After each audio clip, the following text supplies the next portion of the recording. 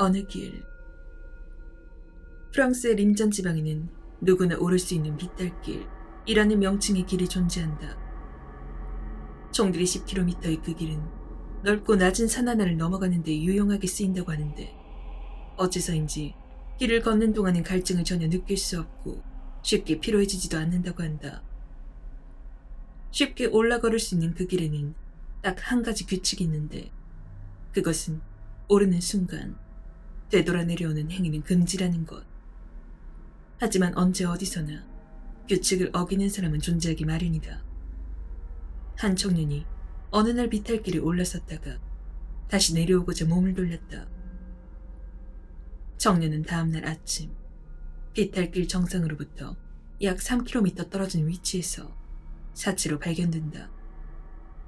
사인은 급격한 노화. 색을 보는 눈. 실제 이로 인한 피해는 없어 잘 보도되지 않는 내용이지만 약 300명 중 1명꼴로 붉은색과 푸른색을 반대로 인식하고 있다고 한다. 그들은 붉게 보이는 것을 파란색, 푸르게 보이는 것을 빨간색이라고 믿고 있기 때문에 문제를 깨닫는 일은 거의 없다. 생각해보라. 당신의 시야는 과연 보통의 사람과 같은가? 종교 재판. 중세의 로마 가톨릭교는 야생의 동물마저 심판했다고 한다. 새와 늑대, 심지어 곤충까지도 종교 재판을 받아야 했고, 결국 마귀 혹은 이단으로 몰려 고문 처형당했다고 전해진다. 미소의 비너스. 1907년 이스탄불의 지하 궁전 남쪽 벽에서 한 독일인 상인이 상자 하나를 발견했다.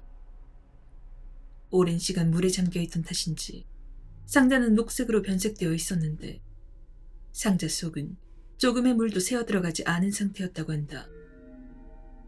그 속에 들은 것은 작은 조각상 하나. 미소의 비너스라고 추후 이름 붙여진 그것은 평범한 비너스상이지만 희죽거리는 표정만큼은 절대 잊지 못할 만큼 기괴했다고 한다.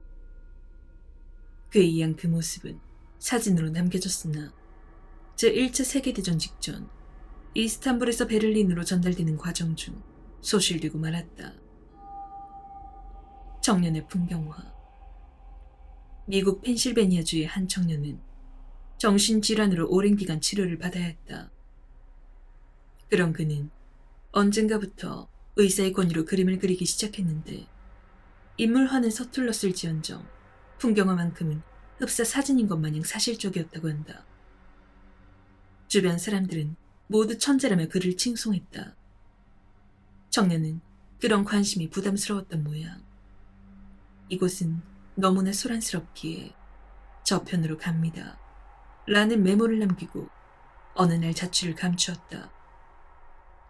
실종된 청년의 방에는 누군가의 뒷모습이 그려진 풍경화 한 점만이 남아있었으나 그마저도 어느 순간 사라졌다고 한다. 하노버의 흡혈귀.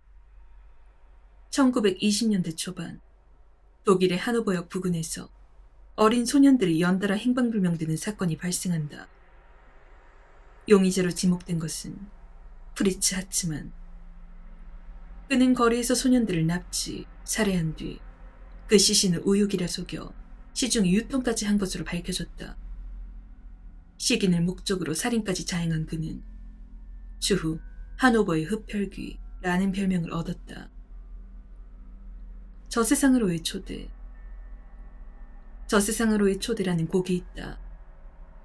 18세기 초에 쓰여진 것으로 추정되는 곡은 작곡 불명. 이름이 알려지지 않은 일반 시민이 쓴 곡인 것으로 여겨지던 그것에 대해 어느 날부터인가 기이한 소문이 돌기 시작한다.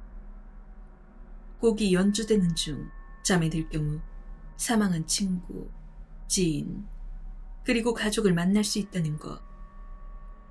하지만 안타깝게도 해당 곡의 2페이지가 소실된 상태여서 현재로서는 연주가 불가능하다고 한다. 지폐 위 낙서. 신물을 많은 사람들이 신뢰하고 추앙할수록 그 영적 기운이 더해진다고 한다. 그렇게 힘을 얻은 신물을 함부로 다루는 것은 큰 화를 부를 수 있다. 일례로 지폐 위에 메모를 하는 사람이 종종 있지 않은가. 지폐 역시 많은 사람들이 의미를 부여하고 또 받드는 식물 중 하나라고 볼 수 있다. 그런 지폐에 글을 더 쓰는 행위 역시 식물을 욕보이는 것이라 하니 주의하는 것이 좋다.